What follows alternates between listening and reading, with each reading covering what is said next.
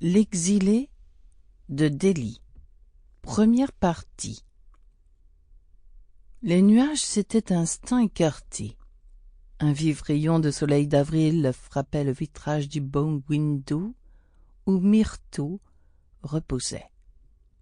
Sa tête délicate retombant sur le dossier du fauteuil, dans l'atmosphère tiède parfumée par les violettes et les muguets précoces qui croissaient dans les caisses, à l'ombre de palmiers et de grandes fougères. C'était une miniature de petite serre. Tout au plus, entre ces caisses et ces quelques plantes vertes, demeurait-il la place nécessaire pour le fauteuil où s'était glissée la mince personne de Myrto. Elle reposait, les yeux clos, ses longs cils dorés frôlant sa joue au teint sanité nacré, ses petites mains abandonnées sur sa jupe blanche. Ses traits d'une pureté admirable évoquaient le souvenir de ces incomparables statues dues aux ciseaux des sculpteurs de la Grèce.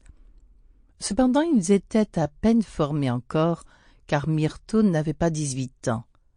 Et cette extrême jeunesse rendait plus touchant, plus attendrissant le pli douloureux de la petite bouche, au dessin parfait, le cerne bleuâtre qui entourait les yeux de la jeune fille, et les larmes qui glissaient lentement de ses paupières closes. Sur sa nuque retombait, en une coiffure presque enfantine, une longue chevelure aux larges ondulations naturelles, une chevelure d'un blond chaud qui avait, à certains instants, des colorations presque mauves et semblait, peu après, dorée et lumineuse. Ses bandeaux encadraient harmonieusement le ravissant visage, doucement éclairé par ce gai rayon de soleil perçant entre deux giboulées. Myrto demeurait immobile, et cependant elle ne dormait pas.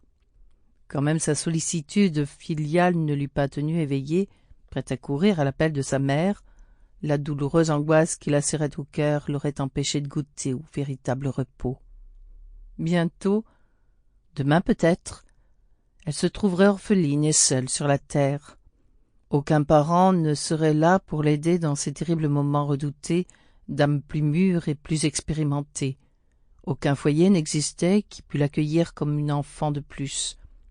Elle avait sa mère, et de celle-ci partie, elle était seule, sans ressources, car la pension viagère dont jouissait madame Eliani disparaissait avec elle.